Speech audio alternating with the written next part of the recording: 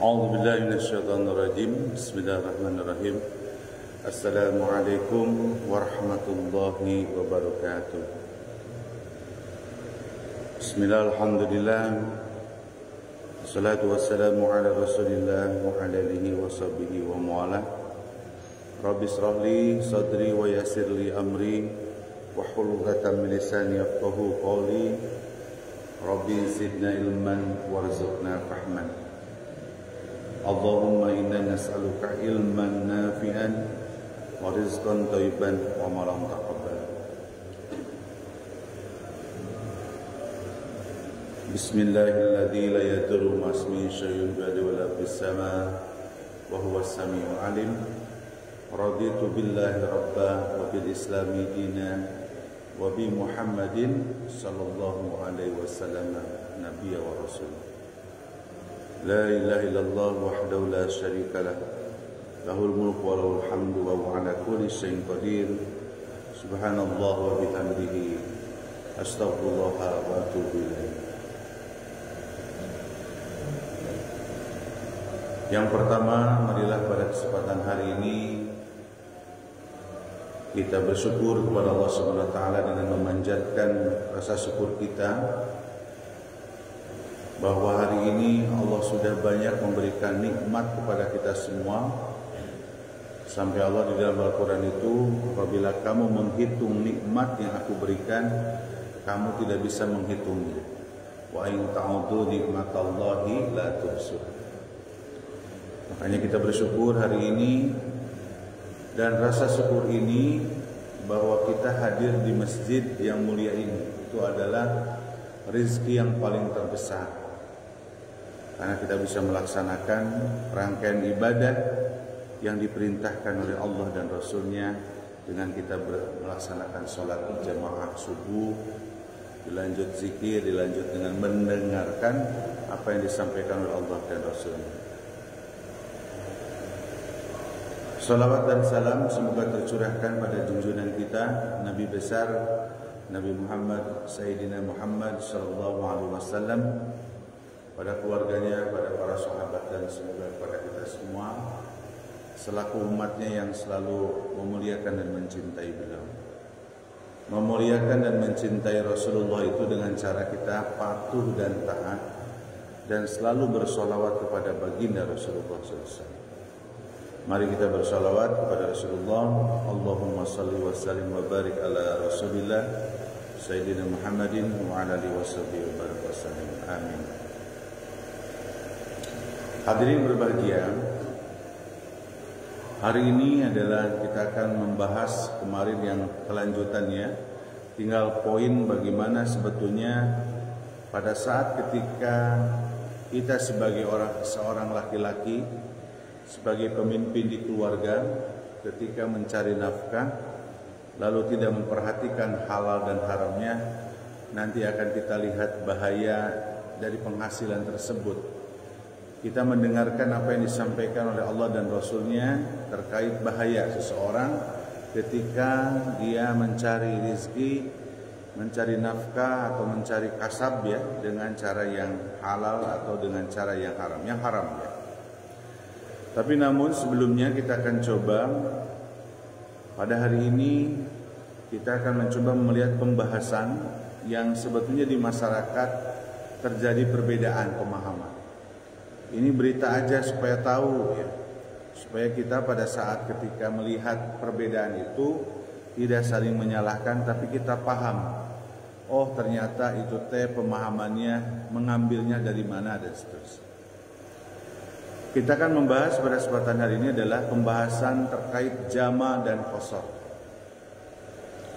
Tapi namun sebelum itu kita mendengarkan dulu apa yang disampaikan oleh Allah Subhanahu wa taala.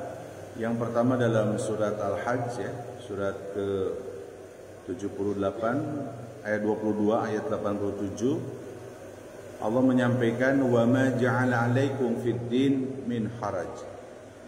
Jadi kata Allah itu bahwa Allah tidak menjadikan untuk kamu masalah agama ini adalah suatu kesempitan.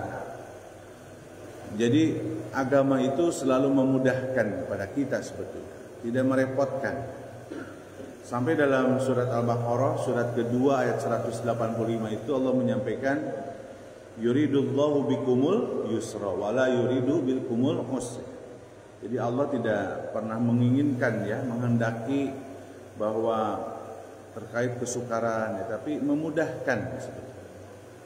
Jadi ini di dalam ayat 125 itu Allah sedang menjelaskan terkait saum Jadi diawali dengan bahwa apabila kamu dalam keadaan safar boleh kamu buka.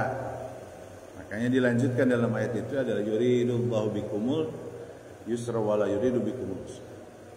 Jadi di dalam agama itu sudah jelas bahwa Allah menyampaikan tidak mempersulit Justru Allah itu memberikan kemudahan-kemudahan di dalam Islam itu.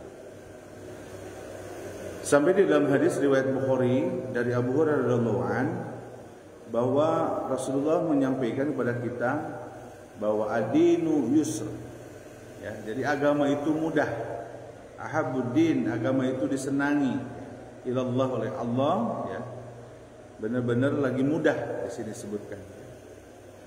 Jadi Rasulullah pun mengatakan bahwa agama ini sebetulnya mudah Dia selalu mempermudah dan Allah senang kepada yang mempermudah. Makanya di dalam ibadah khusus salat itu ada yang disebut jama' dan qasar. Itu adalah salah satu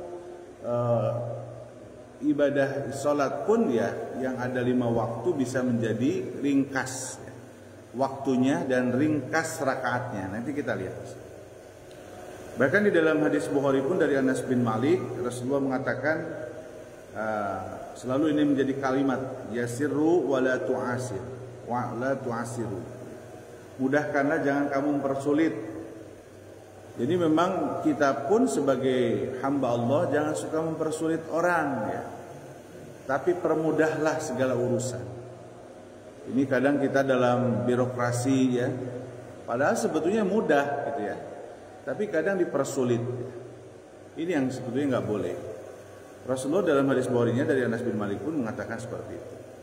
Itu dasar pertama Nah sekarang kita tahu bahwa konsep jama' ada 2. Jama' itu ada yang disebut jama'. Jama' itu definisinya menyatukan 2 sholat pada waktu yang sama. Seperti sholat di hari di siang disatukan, sholat di malam disatukan. Makanya sholat subuh itu nggak ada pasangannya Jadi kalau zuhur, kalau asar ditarik ke zuhur itu disebut jama' takdim, jama' di awal Ditarik tuh yang asar, yang zuhur ke asar disebut jama' takhir. Ataupun maghrib isya ke maghrib, maghrib ke isya. Nah ini definisi di dalam kaidah Islam itu bahwa sholat itu bisa dijama'. Nah di masyarakat itu di dalam boleh menjama' itu pada prinsipnya jama' itu selalu kita berpikirnya bahwa jama' pada saat ketika kondisi apa saja ini banyak dalilnya. Pertama, dalam keadaan sakit diperbolehkan. Jadi menjama' menyatukan Tapi konsepnya tidak qasar, tidak meringkas harus membedakan. Kalau meringkas sholat itu tidak pada saat keadaan mukim. Jadi mukim itu diam. Jadi nggak ada keterangan apapun kalau kita di rumah sedang di rumah lalu sakit, sholatnya jadi 2-2 atau 3-2. 3 rakaat, 2 rakaat. Jadi diringkas yang 4 rakaat itu menjadi 2 rakaat. Tidak ada keterangan, tidak ada perbedaan di situ. Jadi kalau kita menyatukan sholat dalam keadaan sakit, tetap rakaatnya harus 4 atau 3-4. Yang dimudahkan di dalam sholat itu adalah tata cara dalam sholatnya. Kalau lagi sakit, tidak mampu berdiri, maka duduk. Kalau tidak mampu duduk, berbaring. Oke hadirin? Ini tidak ada perbedaan. Jadi menyatukan sholat disebut jama', kalau qasar meringkas yang 4 menjadi 2. Nah, pada saat keadaan sakit itu dibolehkan oleh Rasulullah SAW. Yang kedua dalam keadaan darurat, uzur. Nih, kalau ada hajatan hadirin, kalau kita ada hajat nih, sedangkan hajat itu undangannya melewati proses waktu sholat khususnya siang, boleh menyatukan sholat, ya, menjama. Jadi jangan sampai tidak sholat. Ya. Kalau pengantin sudah dirias wajahnya, karena wajahnya apa? Ini tidak ada perbedaan, boleh menyatukan. Jadi kalau ada hajatan, bapak-bapak anaknya menikahkan, boleh menyatukan sholat di jama takhir. Ya. Kalau ada akad jam 9 ya, terus sampai asar, ya, nanti sholat zuhurnya di asar. Boleh ya. Nah, ini di dalam ini saya nanti sebutkan keterangannya. Jadi itu dalam keadaan darurat atau dalam keadaan tidak apa-apa, lagi aman ya. Lagi santai-santai. Ini keterangannya ada ya. Nah, di sini yang nomor poin yang ketiga ini memang tidak umum, tidak galib, lagi santai, sesekali boleh menyatukan sholat. Ini mungkin yang baru dengar masa sih, nanti kita dengarkan Rasulullah hadisnya, Rasulullah SAW. Jadi, tapi konsepnya tetap ini nggak bisa dikosor ya hadirin. Kalau tidak bisa dikosor itu sepakat, nggak ada ulama yang boleh mengkosor yang tadi disebutkan jama itu. Jadi, bagaimana kapan di jama itu, jama kosor itu nanti di dalam dalilnya di dalam Al-Quran itu hanya satu, pada saat ketika melakukan perjalanan, ya, safar. Nah, jadi gitu ya. Nah, yang kedua tadi yang keempat itu dalam melakukan perjalanan itu memang boleh menjama. Sekarang begini konsepnya, ketika kita menjama dan qashar, jadi kalau pada saat melakukan perjalanan itu diperbolehkan jama dan qashar. Tapi pada saat kita mukim, diam di tempat tinggal kita, tidak boleh qashar. Jadi qashar itu hanya spesialisasi untuk melakukan safar saja, ya. Nah, di sini yang berbeda itu dalam melakukan disebut perjalanan itu ada dua hadirin.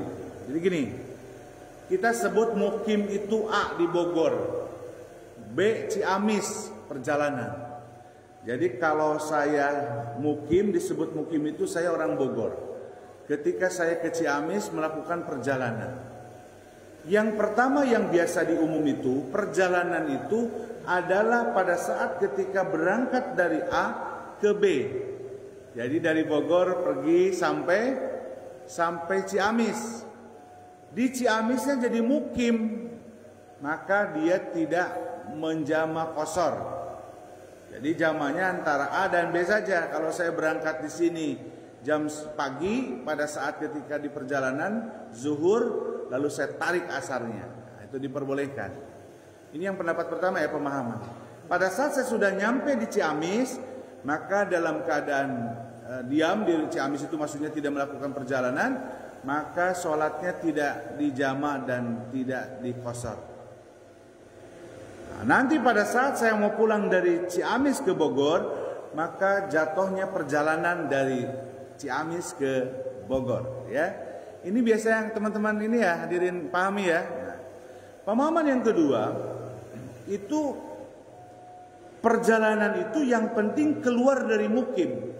Jadi kalau mukimnya di Bogor, maka melakukan perjalanan ke Ciamis itu adalah sedang safar. Pada saat di Ciamis pun ketika kita diam di Ciamis itu sedang kita safar di luar mukim. Pada saat dia balik lagi ke A dan ke Bogor, maka itu safar. Jadi pada saat ketika di Ciamis itu boleh menyatukan sholat walaupun tidak sibuk. Nih, jangan kaget ya. Ada beberapa jamaah yang suka sholat di BKP ini, tamu ya, saya lihat. Kalau dia sholat maghrib di sini berjamaah, dia tarik isanya. Dan isanya nggak ke masjid lagi, karena dia bukan orang sini. Maka boleh. Ini mungkin pemahaman yang baru dengar ya. Tapi itu terjadi di masyarakat. Ada beberapa pemahaman yang kalau di sini yang pemahamannya komunitas itu saya tahu pasti menyatukan sholat. Jadi kalau saya ke Ciamis selama perjalanan 3 hari atau 4 hari, 5 hari berdiam diri di rumah orang tua saya, maka kalau memakai pemahaman yang kedua, sholat itu selalu disatukan, yaitu zuhur asar ataupun maghrib sampai isya. Thoriqun jami, jalan keluarnya prinsipnya dua pemahaman itu diperbolehkan, silakan. Saya mah nggak mau masing-masing, boleh. Saya mau menyatukan sholat pada saat diam pun di Ciamis, boleh. Yang penting jangan disalahkan perbedaan pendapat dua itu. Apalagi yang salah mah tetap yang tidak sholat, gitu ya. Pemahaman yang di masyarakat itu selalu berpikir bahwa safar itu harus mencapai 48 mil atau disebut 85 km. Itu dalilnya ada, hadirin. Ya. Jadi ketika orang belum 85 nih, nggak boleh menyatukan sholat, nggak boleh mengqashar sholat, karena ada dalil. Tetapi kita juga harus paham bahwa ketika masalah dalil jarak itu banyak dalil mengenai jarak. Jadi yang teman-teman atau hadirin tahu 85 km. Nah, kita bacakan ya hadisnya. Yang pertama adalah ini kalangan Imam Syafi'i ya, mazhab Syafi'iyah banyaknya. Nah, tetapi di Imam Maliki pun sama, dalil ini dipakai. Disebutkan bahwa dahulu Ibnu Umar dan Ibnu Abbas radhiyallahu anhuma mengqashar salat dan tidak puasa ketika bersafar menempuh jarak 4 furud, 16 parsah. Satu parsah itu di sini disebutkan 1,6 km lah ya. Jadi kalau dihitung-hitung mah ya 85 km. Ini dalilnya, hadirin. Jadi Ibnu Umar itu adalah sahabat Rasulullah, putranya Umar bin Khattab, dan Ibnu Abbas pamannya Rasulullah melakukan qashar salat dan jamak salat dan tidak berpuasa ketika melakukan perjalanan sebanyak jaraknya 85 km. Bahasa kita kan km. Kalau di dalam bahasa yang lain 16 parsah ya, atau 45 mil. 1 mil itu 1,6 km. Jadi kalau kita bicara 2 mil berarti 3,2 km ya. Gitu ya, hadirin. Jadi dalilnya. Ini hadis ini diriwayatkan di sini diwasolkan oleh Al-Baihaqi. Ini sebetulnya perbedaan bahwa hadis itu kualitas saja. Ya. Nah, juga di dalam masyarakat itu ada yang disebut bahwa jaraknya itu ada dalil bahwa jaraknya itu bisa berapa namanya di sini? Masalah jarak itu dan mengqashar salat itu hadisnya itu paling tegas itu adalah 3 mil di sini. Ya. Riwayatnya di sini Imam Muslim. Jadi kalau ada yang suka menyatukan sholat karena perjalanannya pendek, tadi mah 85 km, ini mah 3 parsah, 1,6 kali 3 ya hampir 12 km. Jadi kalau 12 km ini dari sini ke mana ya, dekat. Boleh menyatukan. Karena dalilnya ada, hadirin. Makanya di kalangan pemahaman masyarakat, maaf ya, ada masyarakat, saya tidak sebutkan organisasinya, dalam menyatukan sholat jamak qashar itu perjalanan itu dari rumah itu adalah tidak dibatasi jaraknya, yang penting keluar rumah. Dalilnya ini sebetulnya, hadirin, ya, dari Yahya bin Yazid bahwa Rasulullah pernah mengatakan bahwa dari Anas bin Malik mengenai qashar salat, Anas menyebutkan Rasulullah SAW pernah menempuh jarak 3 mil. Coba bayangin aja di sini. Ini dalil tidak dipakai oleh mazhab Imam Syafi'iyah. Mazhab Syafi'i itu memakainya dalil yang tadi. Ya, jadi kalau menyatukan salat itu boleh, silahkan. Ya, dan mengqashar salat. Bahkan di sini kalimatnya qashar salat. Ada orang tuh pergi ya ke suatu tempat ya, jaraknya mungkin seperti dari BKP ke perjalanan ke Cilengsi. Udah dia bisa menjamak qashar pada saat ketika sudah dapat Cilengsi kan udah lebih ya. Maka menjamak qashar silahkan. Itu perbedaan ini jangan sampai kita diperdebatkan. Gitu ya, hadirin. Jadi perbedaannya di masyarakat itu terkait jamak qashar. Qashar itu hanya untuk safar. Perbedaannya adalah dalam mengenai jarak. Ada yang jaraknya minimal 85 km, ada juga jaraknya itu yang tidak dibatasi perjalanan itu. Tapi tidak juga saya ke Cibinong, saya mau kerja lalu menyatukan sholat ya. Walaupun di dalam jarak GPS itu hampir 7 kilo. Ya. Tidak seperti itu. Ya. Baik hadirin yang berbahagia, permasalahannya itu. Tapi yang sudah sepakat di dalam para ulama itu, kalau jama' itu pada saat mukim, kalau jama' qashar pada saat dia melakukan perjalanan. Hati-hati di masyarakat suka ada yang sakit menyatukan sholat tapi di qashar, itu nggak ada dalilnya. Silakan tanya para ulama, nggak ada perbedaan di situ. Karena sakit ya, satukan sholat asar ke zuhur, sholatnya dua-dua, tidak boleh ya. Karena dalilnya itu terkait masalah masalah sapar itu hadirin, itu adalah terkait qashar itu terkait masalah sapar. Ya. Suratnya sudah jelas, surat keempat ayat 101. Dan apabila kamu berpergian, disebutkan wa idza darabtum fil ardi, kalau kamu sedang melakukan perjalanan ya safar, falaisa alaikum junahun an taksuru kalimatnya. Jadi dalil utama ini Quran bahwa kalau kamu sedang melakukan perjalanan boleh mengqashar salat, meringkas salat. Dan dalam perjalanan itu tidak perlu harus tepat waktu salat itu. Ketika kita dalam perjalanan nih, Pak RT sedang ke Jawa, di dalam mobil mau sholat zuhur ditarik, asar ditarik zuhur. Pada saat berkumandang zuhur tidak harus pada saat itu. Silakan pada saat ketika waktunya itu sudah diperpanjang antara zuhur ke asar. Ya, itu tidak ada perbedaan. Tapi makanya di dalam masjid-masjid yang menyiapkan untuk sholat safar selalu ada kotak khusus safar, gitu, khusus dalam perjalanan supaya berjamaahnya berbeda atau sholatnya berbeda. Silakan ya. Baik itu hadirin yang berbahagia. Dari dua perbedaan pemahaman ini tidak perlu saling berdebat, tapi dua-duanya memiliki dalil. Silakan. Pak, saya mah kalau lagi perjalanan suka tepat waktu dan pakai mobil, boleh, tidak melarang, gitu ya. Jadi kalau pas zuhur, Pak Artayanto sholat zuhur, berangkat lagi pas waktu asar, sholat asar, silahkan. Tapi ketika seseorang mau memakai kemudahan yang diberikan oleh Allah Subhanahu Wa Taala, silahkan juga, ya. Jadi jangan ngomong gimana, nggak boleh harus di jama' qashar, gitu ya. Nah, itulah, manggalah masalah itu tidak perlu harus lagi kita perdebatkan masalah itu. Baik, hadirin berbahagia, itulah yang bisa disampaikan dalam masalah pemahaman.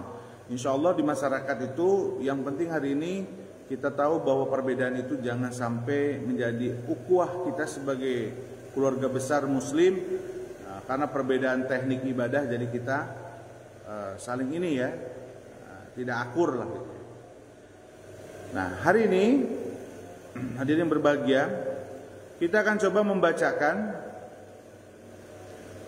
terkait masalah bahaya kita dalam masalah penghasilan yang haram.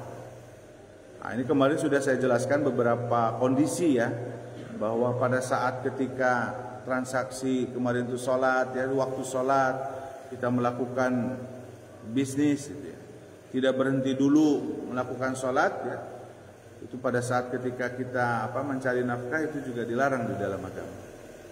Pada kesempatan hari ini baru kita akan coba bahas mengenai bahayanya. Jadi bahaya pada saat ketika kita mendapatkan penghasilan itu dari hal yang haram. Yang kemarin itu contohnya dari riba ya. Terus dari sistemnya sistem ada bunga. Nah, itu nggak boleh. Sebentar ya. Di sini disebutkan bahwa Rasulullah ada solusi dalam konsep di dalam Islam itu ya, sebelum kita kepada bahayanya. Ketika kita bicara utang piutang, solusinya adalah pernah saya jelaskan yang disebut qardul hasan. Qardul hasan itu pinjaman kebaikan. Nah, disinilah sebetulnya sehingga beberapa ulama masih membolehkan kedaruratan ketika kita pinjam kepada bank.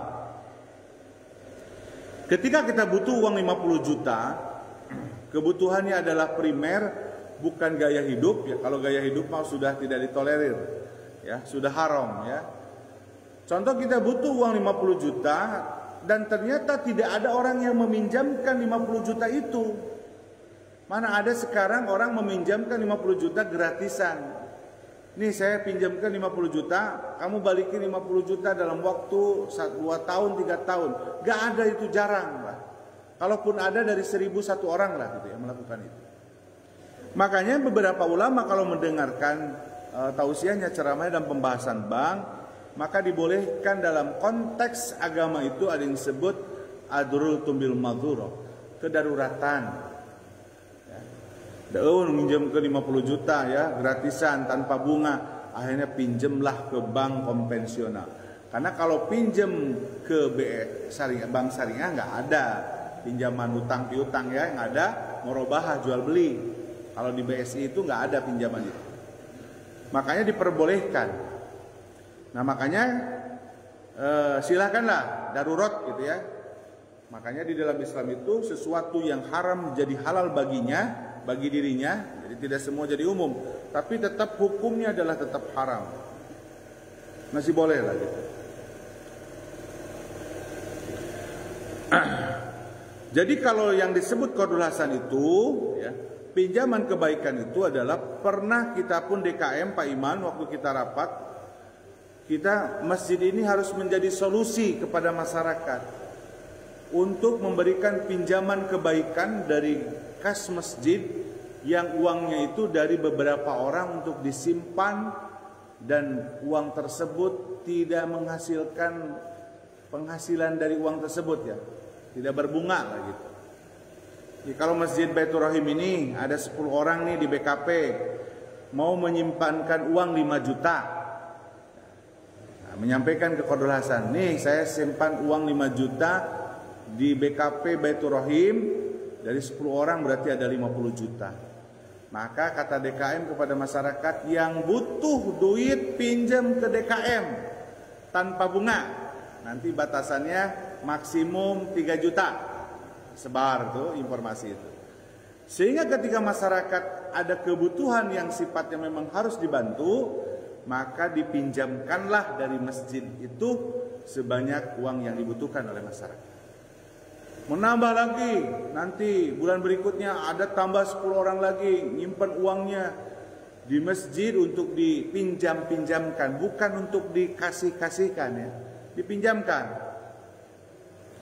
Makanya konsepnya di dalam hutang piutang harus ditagih, harus ada perjanjian. Pinjam uang 3 juta selama perjalanan waktu harus dibayar selama 6 bulan gitu. Bayar setiap bulannya seperti 500. Jadi setiap ditagih ku DKM gitu ya. Jadi nanti balik lagi 3 juta. Nanti pinjamkan lagi. Ini kalau sepakat nih warga BKP, orang-orang yang mampu, ayo kumpulkan uang itu. Dan kalau kita mau menyiapkan uang tersebut, sampaikanlah ke uang tersebut bahwa uang itu bukan milik kita lagi, uang untuk dipinjam-pinjam. Kalau 1 orang 1 juta, tapi yang maunya di sini 50 orang, ya ada 50 juta juga. Nanti dikelola oleh DKM untuk dipinjam-pinjamkan. Itulah solusi pada saat ketika tidak boleh untuk riba, untuk hal-hal yang sederhana yang memang untuk membantu masyarakat, maka sebetulnya Qardul Hasan adalah solusinya. Pertanyaannya, kita itu sudah kumpul rapat ya di DKM itu, lalu dibentuk. Tapi termasuk saya ya Pak Iman ya, panitia. Pada saat ketika mau ke orang itu susah cari uang yang menyimpannya gitu ya. Padahal ayo lamun rewangan mah. Ya. Setiap orang nyimpan 2 juta. Dari setiap RT ada warga yang menyimpan 10 orang, berarti dari satu RT 20 juta. Kalau kalikan 5 RT udah 100 juta, Pak. 100 juta itu dipinjam-pinjamkan ke masyarakat dan kembali dipinjamkan segitu balik lagi. Padahal 2 juta ya, murah lah gitu. Dan orang yang mau menyimpan uang itu harus sudah ngomong ke uang itu, nih uang ini saya buat pinjam-pinjaman.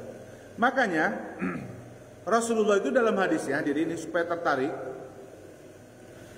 bahwa manfaat atau bonus dari Rasulullah SAW kalau ada orang yang menyiapkan qardul hasan, pinjaman kebaikan itu, yang pertama dalam hadis dari Sulaiman bin Buraidah bahwa mendapatkan pahala yang melebihi amalan sedekah.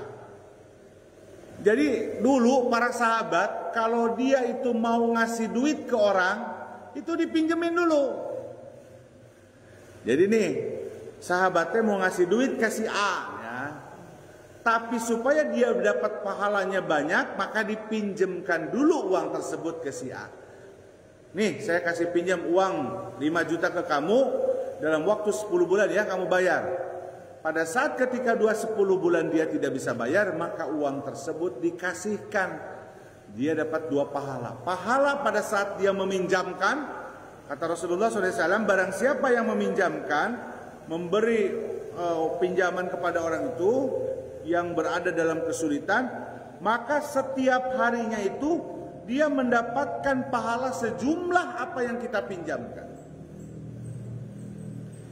Jadi kalau Pak RT ngasih pinjam ke si A 5 juta, nih dengerin Pak RT, maka pada saat setelah dipinjamkan uang 5 juta, kata Rasulullah, kamu dapat pahala sedekah setiap hari kamu sedekah 5 juta. Saya tanya hadirin, pernah sedekah 5 juta setiap hari? Gak pernah lah, jarang.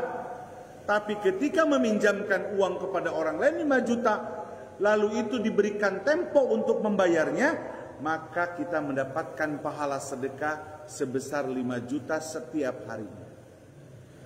Bahkan Rasulullah mengatakan dalam hadisnya, riwayat Ahmad ini ya, riwayat At-Tabrani, Ibnu Majah, Al-Hakim, banyak Baihaqi, bahwa ketika memberikan tenggang waktu nih hadirin, ketika sudah 6 bulan itu masih belum dibayar, terus kita ngomong, saya kasih waktu tenggang waktu 3 bulan lagi kamu bayar ke saya, maka selama mendapatkan tenggang waktu itu atau ada penambahan waktu, maka penambahan waktu kata Rasulullah, kamu persis sedekahnya setiap bulan 2 kali lipat. Jadi tadi Pak RT 5 juta tadi dibayar, dikasih waktu 3 bulan lagi, maka setiap hari Pak RT mendapatkan pahala itu adalah 10 juta bersedekah. Apalagi kalau nginjeminnya 50 juta ya, 100 juta, ayah nu sedekah 50 juta, nggak ada diri. Makanya hebatnya, gitu ya para sedekah itu. Makanya di dalam qardul hasan itu pahala tertinggi. Jadikan urutan ibadah berbagi di dalam Islam itu pertama zakat. Zakat itu ada haul dan nisab. Ada waktunya, ada banyaknya. Makanya kalau orang berzakat itu tidak keren hadirin. Jadi kalau ada orang yang zakat, nggak keren. Kenapa nggak kerennya? Dia udah punya duitnya, udah banyak duitnya, tinggal motong dikit 2,5%. Kamu dalam 1 tahun zakat mal kamu keluarkan 2,5%. Makanya tidak keren. Disebut infak, memberikan sesuatu yang kita terima lalu kita keluarkan, itu juga tidak keren. Kita dapat uang setiap bulan, gaji adalah 8 juta. Kan dapat uang 8 juta, maka wajib mengeluarkan infak atau disebut zakat profesi. Bicara sedekah, sodakoh mah hobi. Saya pernah ngomong ya, hobi. Kapanpun kita mau bersedekah aja, pingin ngasih aja ke orang tuh ya. Tapi yang 3 tadi sebutkan pahalanya sedekah itu, pahalanya gede, tetap yang gede pahalanya adalah meminjamkan uang, qardul hasan. Hebat ya, orang yang minjamkan uang mah pertama mengelola manajemen emosi. Karena sekarang mah kalau sudah meminjamkan uang ke orang yang lebih galak yang minjam duit gitu ya. Nah, makanya mentalnya kuat, makanya pahalanya besar. Ya, sampai Rasulullah mengatakan begitu. Makanya di dalam Al-Qur'an, di dalam hadis Rasulullah akan mendapatkan syafaat orang yang hutang itu ya.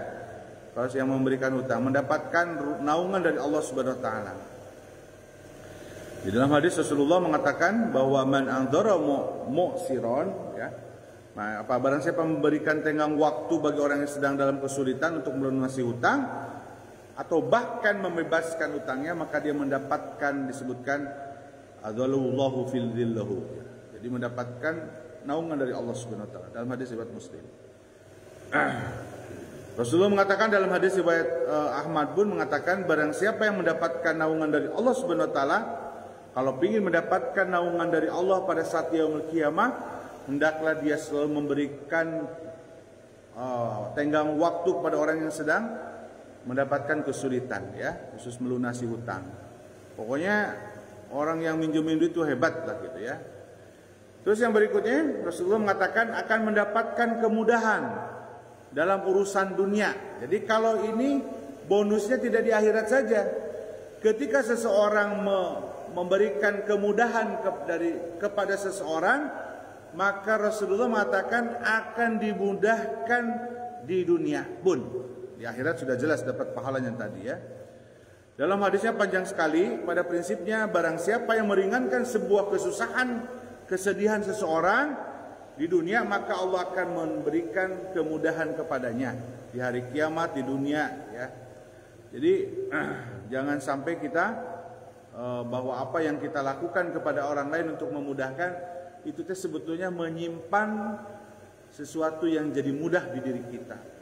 Makanya kalau pingin urusan hidup di dunia ini selalu dimudahkan oleh Allah Subhanahu wa taala, maka permudahlah urusan dengan orang lain. Itu Rasulullah mengatakan ya. Berikutnya juga kata Rasulullah sallallahu alaihi wasallam ya, bahwa orang yang selalu menolong, dalam riwayat At-Tirmidzi Abu Hurairah radhiyallahu anhu, bahwa sesungguhnya Allah menyukai kemudahan dalam jual membeli dan dalam menagih haknya, hutang. Jadi Allah tuh senang ke orang yang suka ngutangin lalu memberikan tempo untuk membayarnya. Senang Allah itu. Jadi Allah itu disebutkan kalimatnya innallaha yuhibbu. Sesungguhnya Allah suka, mencintai. Jadi kalau Allah sudah ngomong wallahu yuhibbu, innallaha yuhibbu, Allah mencintai, berarti orang tersebut spesial di mata Allah Subhanahu wa taala. Siapa mereka yang suka ngasih hutang, ngasih pinjaman ke orang, lalu memudahkan orang itu untuk membayarnya, ya. Jadi diberikan tempo, ya. Jadi itulah yang disampaikan oleh Rasulullah SAW bagaimana Fadl Hasan. Nah, adapun pada kesempatan hari ini, sesuai dengan apa yang sudah disampaikan tadi, bagaimana bahayanya ketika seseorang memakan harta yang haram. Yang pertama, memakan harta yang haram dengan cara yang haram dan barangnya juga yang haram, apalagi kayak menjual khamar itu sudah haram ya hasilnya.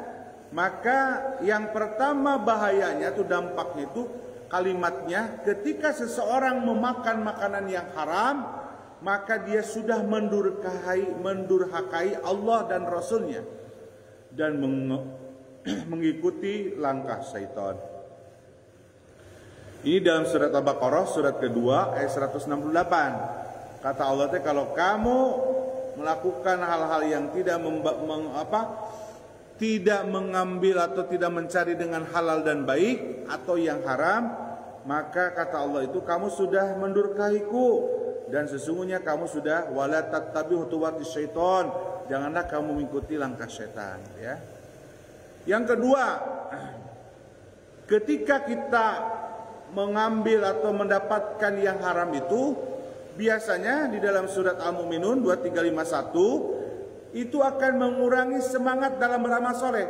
Jadi kalau kita banyak penghasilan yang haram, itu dipastikan dirinya itu tidak semangat ibadah, malas-malesan, ya.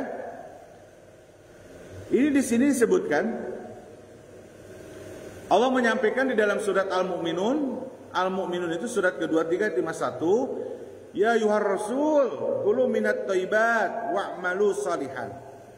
Wahai para rasul, makanlah dari makanan yang baik, yang halal dan baik, dan kerjakanlah amal soleh.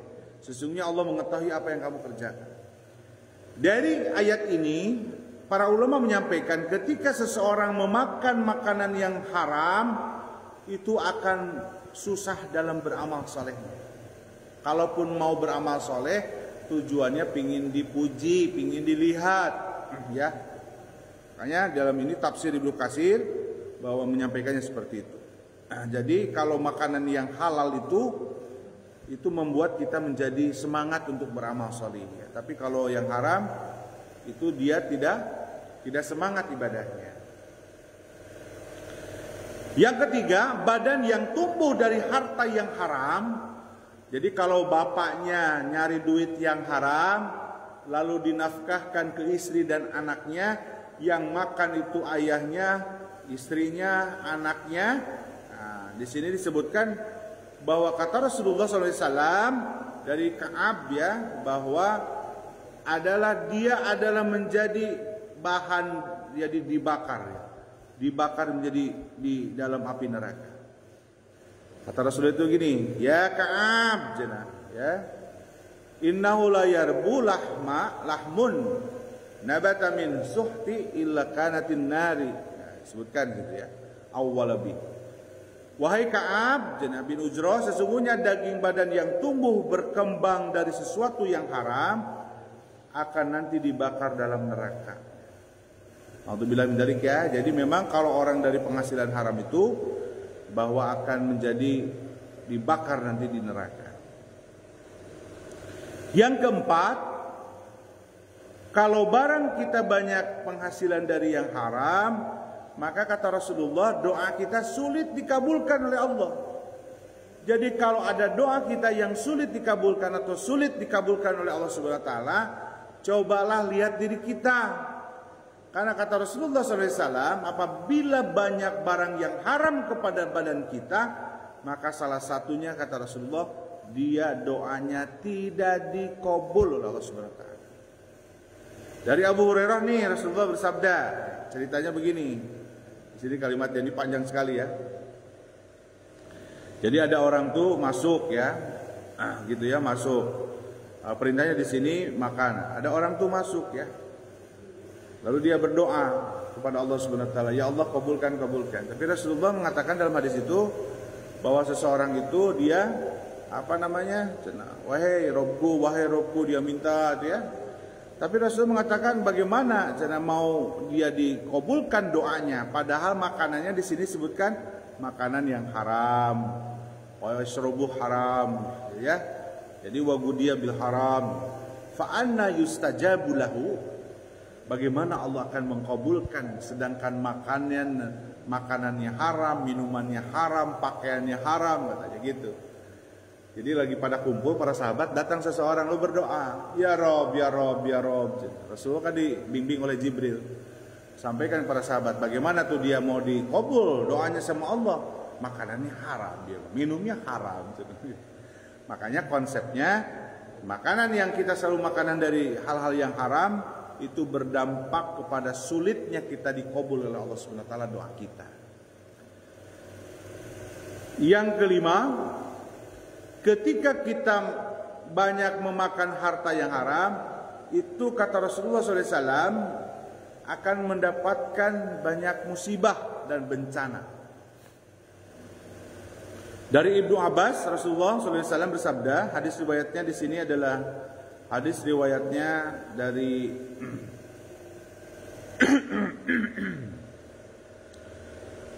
Imam Al-Hakim ya. Beliau mengatakan bahwa hadis ini sebutkan bencana itu apabila telah marak perzinahan dan praktek ribawi di satu negeri, maka sungguh penduduk negeri tersebut telah menghalalkan dirinya untuk diazab. Idza doharoz zina wariba. Jadi kalau sudah menyebar zina, menyebar riba ya, orang tuh dapat duitnya banyak yang dari haram, maka kata Rasulullah itu dia sudah memang pantas untuk diazab oleh Allah Subhanahu wa taala. Itu akan mengundang bencana diri. Makanya kalau ada satu daerah kena azab bencana, gempa bumi, tsunami, itu selalu dikaitkan dengan ini ya, bahwa di masyarakatnya sudah marak perzinahan, marak praktek ribawi ya. Di suatu negeri kata Rasulullah itu akan diazab oleh Allah Subhanahu wa taala. Mudah-mudahan ya bangsa kita Indonesia jauhkan dari azab dari Allah Subhanahu wa taala.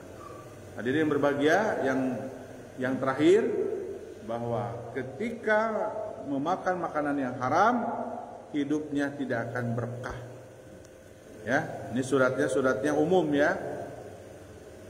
Surat Al-A'raf surat ke-7 ayat 96. Walau anna ahlal qura amanu wa taqau la fatahna alaihim barakah. Jadi gini, Kata Allah itu, kalau kamu seandainya kamu beriman dan bertakwa kepada Allah Subhanahu wa taala, maka Allah akan bukakan keberkahan hidup. Berkah hidup itu lihatnya ketika Allah kasih banyak kenikmatan, maka berkahnya tuh ziyadatul khair, bertambah kebaikan. Bisnisnya berkah, orangnya hebat sholatnya, hebat berbaginya, ibadahnya hebat, itu berarti berkah. Jadi kalau lihat diri kita hidup ini diberkahi oleh Allah Subhanahu wa taala, kalau meningkat ibadah kita di rumah, kualitas ibadahnya berarti sudah bagus tuh hidupnya. Kadang ada orang tuh yang bisnisnya maju ya, tapi ibadahnya menurun ya. Makanya lihat bisnis tidaknya ya, lihat diri kita dan keluarga kita. Jadi bukan hanya diri kita, keluarga kitanya juga, istrinya, ya, anaknya. Ya. Kalau dia dalam kebaikan meningkat, berarti keluarganya berkah. Kan kadang di rumah teh ada yang rajin bapaknya, ibunya nggak rajin, anaknya nggak rajin. Itu juga tidak berkah tuh rumah itu. Harus berkah itu kompak ya. Karena disebutkan di dalam Al-Qur'an wa an ahlal qura itu sebuah komitmen ya bersama. Makanya kalau masih ada satu yang tidak taat beribadah kepada Allah, berarti keluarganya tidak berkah ya. Makanya itulah yang keenam itu yang terakhir hadirin. Ketika seseorang memakan harta yang haram, maka salah satunya dia hidupnya tidak akan diberikan keberkahan oleh Allah Subhanahu wa taala. Itulah yang bisa disampaikan pada kesempatan hari ini, bahwa dampak dari penghasilan haram itu yaitu adalah salah satunya ada 6 poin yang bisa disampaikan. Mudah-mudahan kita bisa menjauhinya dengan cara kita mencari makanan ataupun nafkah yang halal dan thayyib. Mudah-mudahan bisa bermanfaat. Nah, kita akhiri dengan doa kafaratul majlis. Ya, terima kasih atas perhatiannya pada kesempatan hari ini. Marilah kita tutup dengan doa kafaratul majlis. Bismillahirrahmanirrahim. Subhanakallahumma wa bihamdika asyhadu an la ilaha illa anta astaghfiruka wa atubu ilaik. Demikian aku qouli hadza wa sallallahu wa lakum. Wassalamualaikum warahmatullahi wabarakatuh. Ya, kita ada sarapan udah datang? Ya. Terima kasih.